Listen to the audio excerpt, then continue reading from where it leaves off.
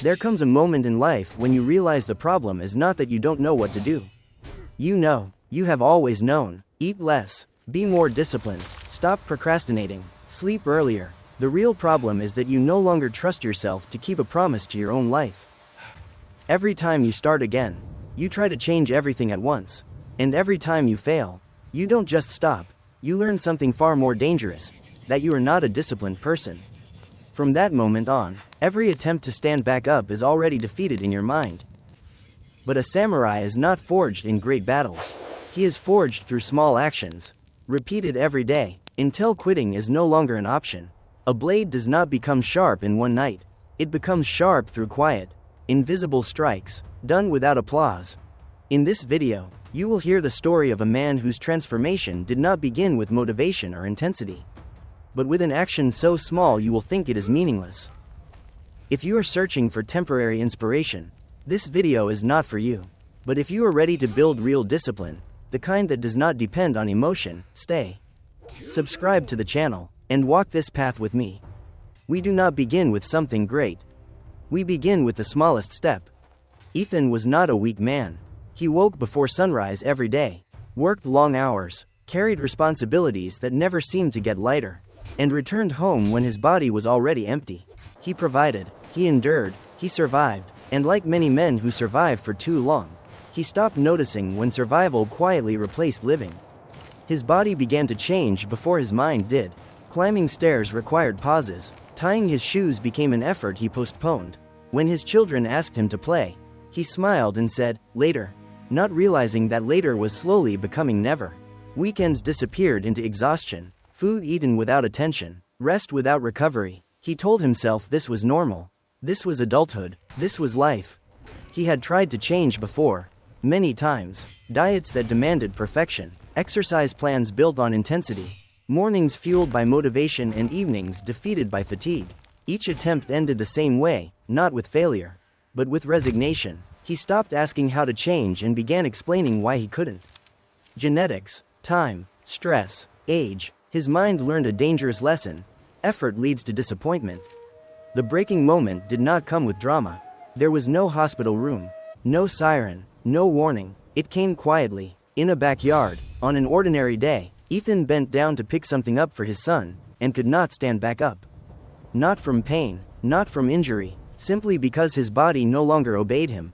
He stayed there longer than he wanted to, aware of the silence, aware of being watched, aware of something inside him collapsing. That night, he did not feel anger. He felt shame, the heavy kind that does not shout, but sinks. He realized that what frightened him was not his weight or his health, but the image forming in his child's memory. A father who watched life instead of participating in it. A man who was present, but absent. The next morning, Ethan did not promise to change his life. He did not swear discipline. He did not write goals. He only accepted one truth. Whatever path required force had already failed him. If he was going to move forward, it would have to be slowly, quietly, without resistance. And that was when he met a teacher who did not speak of transformation, only of consistency. Ethan expected instructions, rules, restrictions, a list of things he would need to stop doing immediately. Instead, the man sitting across from him remained silent for a long moment, as if measuring not Ethan's body, but his patience. Then the teacher spoke, calmly, without emphasis. "Tomorrow morning, when you wake up, before you do anything else, drink a glass of water. Nothing more, no changes to your food, no exercise, no promises about the future. Just a single glass of water, every morning, for 2 weeks." Ethan waited for the rest of the sentence. It never came. He felt confused, almost offended. A glass of water would not fix his body. It would not repair years of neglect. It would not erase the image burned into his memory from the backyard. The teacher seemed to read his thoughts and spoke again, gently. "This is not about the water. This is about proving that you can keep one small promise to yourself." Ethan left unsure whether he had been helped or dismissed. That night, he placed a glass of water beside his bed. It felt ridiculous, too easy, too small to matter. But when morning came, and his alarm sounded, the glass was there. He drank it, and that was all. The next morning, he drank it again, and the next. No surge of motivation followed. No visible change appeared, but something subtle began to shift. He stopped negotiating with himself. There was no decision to make. The action was already decided. Water, then life. On the 7th day, Ethan woke before the alarm. His first thought was not work, not stress, not fatigue, it was the glass. The habit had arrived quietly. Without resistance, he did not feel stronger. But he felt something unfamiliar, reliability. When he returned to the teacher 2 weeks later, he admitted the truth. Nothing had changed on the outside. His body was the same. His schedule was the same. His problems were still waiting. But for the first time in years, he had completed something without quitting. The teacher nodded. This is how discipline begins. Not with intensity, but with trust. The teacher explained nothing further. He simply added one more step. Keep the water. Now, place half of what you normally eat on your plate. Eat slowly. Wait, if you are still hungry after time has passed, you may eat more. Ethan felt the same doubt rise again. Too small, too gentle, too forgiving, but doubt had already lost its authority. He had evidence now. This was the way of Kaizen. Though the word was never spoken aloud. Improvement so small the mind does not resist it. Progress so quiet it bypasses fear. The samurai did not train to become invincible. He trained to become consistent. Ethan did not feel like a new man. He felt like a man who had stopped fighting himself. And that was enough to continue. Ethan did not notice the change at first. There was no dramatic shift. No sudden burst of energy. No visible transformation in the mirror. What changed was quieter. He began to eat slower. Not because he was trying to control himself, but because he was no longer rushing away from the moment. Half a plate felt strange at first. Almost insulting. His mind protested. His body followed out of habit. But when he waited, something unexpected happened. The hunger faded. What remained was awareness. For years, Ethan had mistaken excess for need. His body was never starving. It was simply accustomed to more than it required. By waiting, he discovered restraint without force, moderation without punishment. He did not feel deprived. He felt calmer. The teacher later explained that the body speaks slowly, and those who eat quickly never hear it. A week later, the teacher added another step. Not exercise, not training, just movement. Each morning, after the water, Ethan was to walk from his front door to the edge of the street and back. Nothing more. The distance was almost embarrassing. It felt too small to count. But that was precisely the point. There was no resistance, no excuse, no negotiation. On the third morning, his daughter noticed him putting on his shoes. She asked where he was going. He said nowhere, just walking. She followed him outside. They walked together in silence. Then in conversation, when they returned, she asked if they could do it again tomorrow. Ethan agreed without thinking. For the first time in years, a habit was not imposed on his life. It entered naturally. Weeks passed. The distance grew without instruction. The walk extended not because it was required, but because it was welcome. Ethan's body began to remember something it had forgotten, that it was built to move. Not to endure stillness forever. He did not feel disciplined. He felt aligned. At the next meeting, the teacher asked a question Ethan had never considered. Why are you doing this? Ethan answered instinctively, to lose weight. The teacher shook his head gently. That is the obstacle, not the reason. Ethan paused. For the first time, he allowed himself to answer honestly. He wanted to be present. He wanted to watch his children grow without exhaustion. He wanted to walk beside his wife without excuses. He wanted to respect the man he saw in the mirror.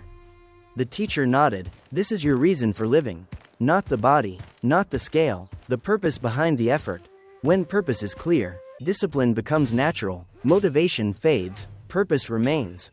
From that moment on, Ethan no longer thought in terms of effort. When he drank water, he was not completing a task. He was honoring his life. When he ate less, he was not restricting himself. He was choosing clarity. When he walked, he was not exercising. He was returning to himself. This was no longer a process of change. It was the beginning of identity. Ethan's progress did not protect him from reality. Life does not pause while discipline is being built. One evening, during a family gathering, the table was full, food prepared with care, plates filled without hesitation, voices urging him to eat more, to relax, to enjoy himself just this once. Ethan hesitated, then gave in. He ate beyond comfort, beyond awareness, beyond restraint.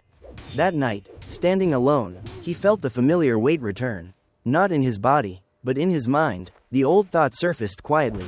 The one that had ended every attempt before.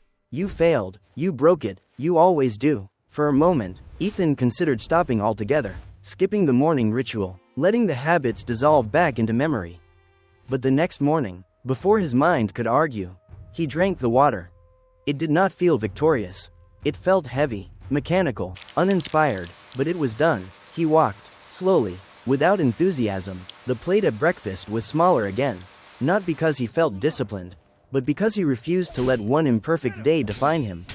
When Ethan met the teacher again, he expected correction. Instead, he was met with calm.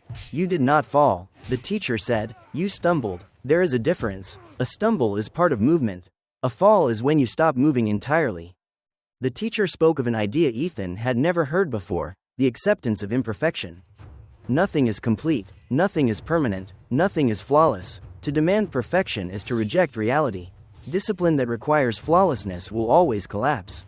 Discipline that allows return will endure. Ethan realized then that the goal had never been consistency without error. It was consistency with return. Each time he resumed the smallest habit, he reinforced something deeper than behavior. He reinforced identity. I am someone who comes back. In the weeks that followed, setbacks still appeared, stressful days, heavy meals, missed walks, but something had changed. The pauses grew shorter, the returns grew faster. His mind stopped framing mistakes as failure and began seeing them as signals, reminders to return to center. This was perseverance, though it did not feel heroic. It was quiet, unspectacular, often uncomfortable. It was the ability to remain present even when enthusiasm disappeared, to continue not because it felt good, but because it felt true.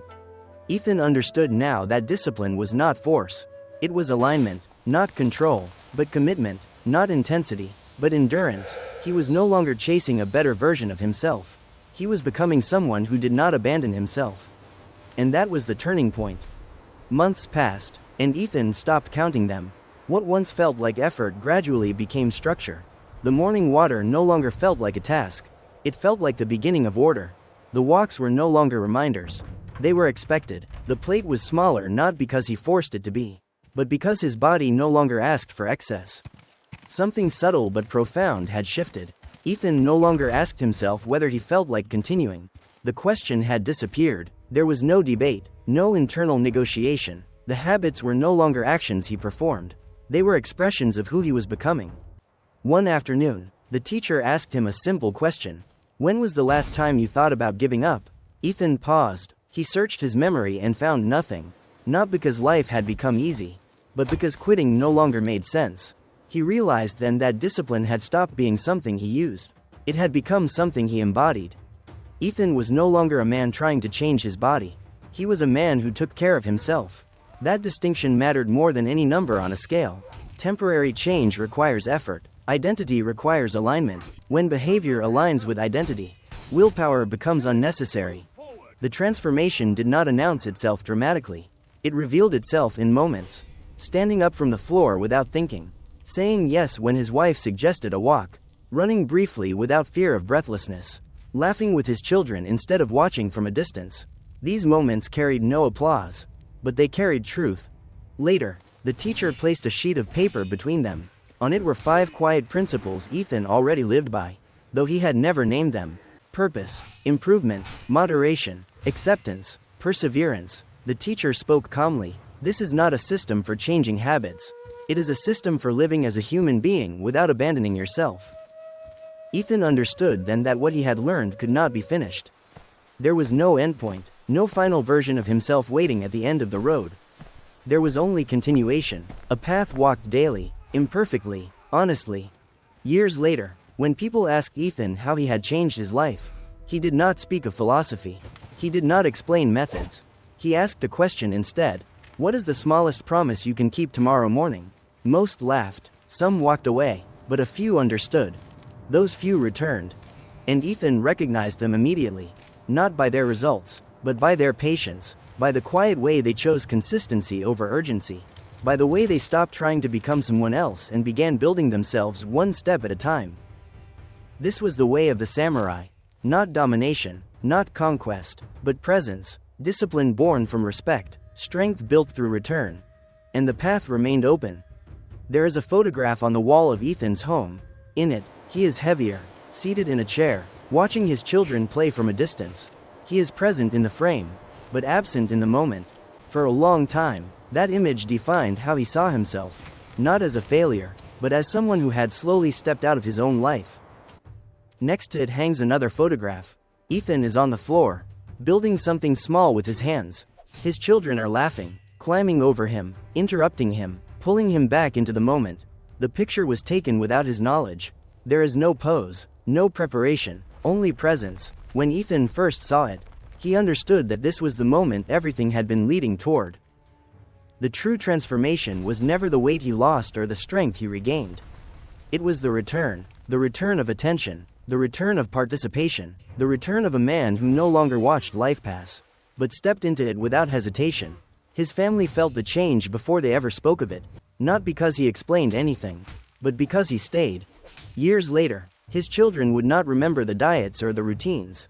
They would remember something far simpler.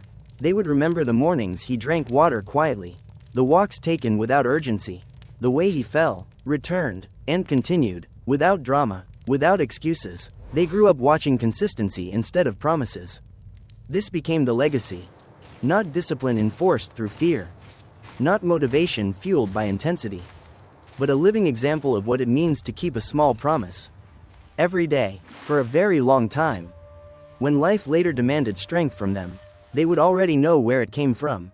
Not from sudden resolve, but from patience. Not from perfection, but from return. Not from becoming someone else, but from respecting who they already were.